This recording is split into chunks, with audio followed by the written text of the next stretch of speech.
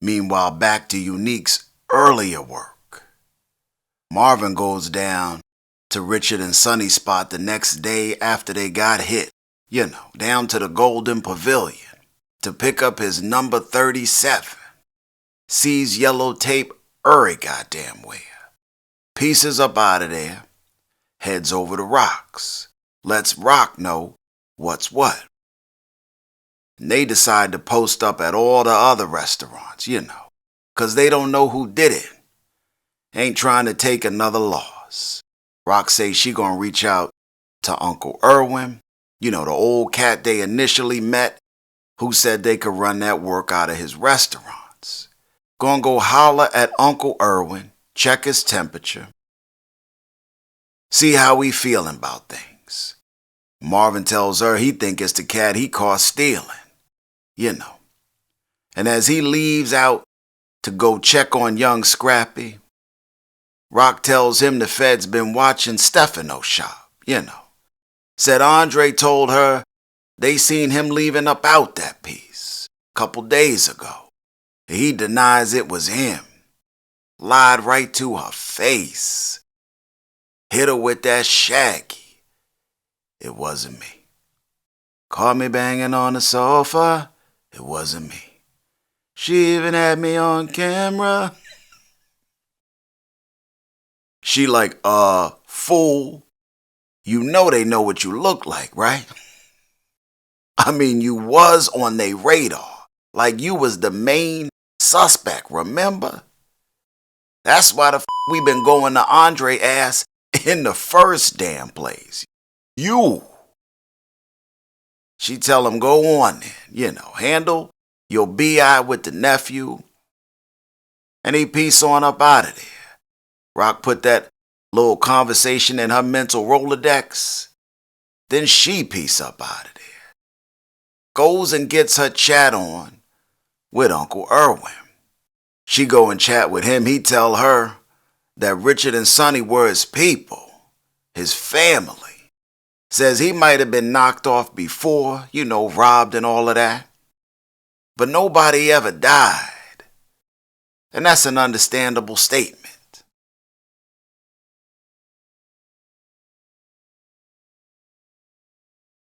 Like I can dig it. Tells Rock he ain't with the no more. He want out. Rock get on her drug boss management chat 101. Ask Uncle Irwin if he was married. He like damn straight 41 years. She like us too. She like you and me. Or we also married. Gonna stay married. Till death do us part. Don't want the death do us part to come before Christmas now, do you? As if death wasn't already knocking at their doorstep. Hence the reason why she was here in the first damn place. Uncle Irwin didn't look like he wanted any parts of what she was talking about. Also, an understandable statement. That's the one that mattered. Rock looked like she told no lies. Pieced up out of there.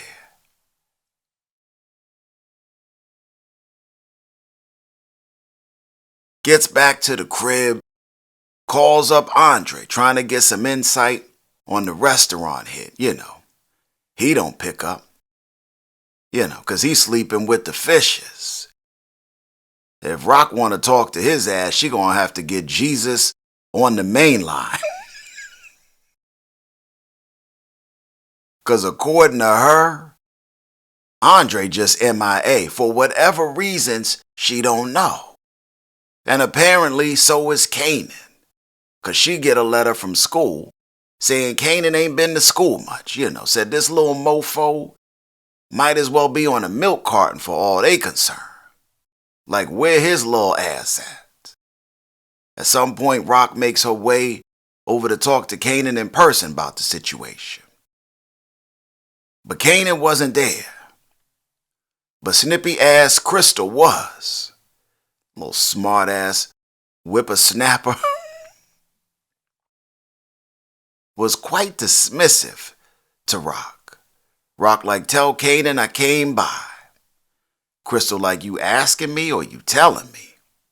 You know, 'cause she feel like she know Rock, based on how badly Kanan probably talk about her. So she dealing with Rock the way Kanan would be dealing with Rock. You know, the way he feeling about her. Well, she carrying those feelings about someone she don't even know. Now, that might be okay if it's a friend or an associate. But that's your man's mama.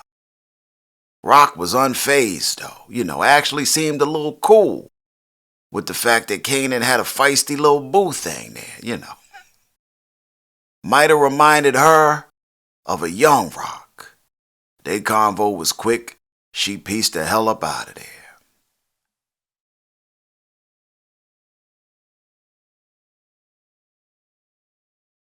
At some point, Rock makes her way down to one of the Chinese spots they holding down, you know, checking on things with the crew.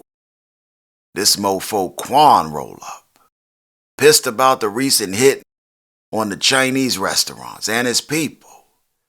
Told Rock she making him look bad, so she need to find out who responsible ASAP.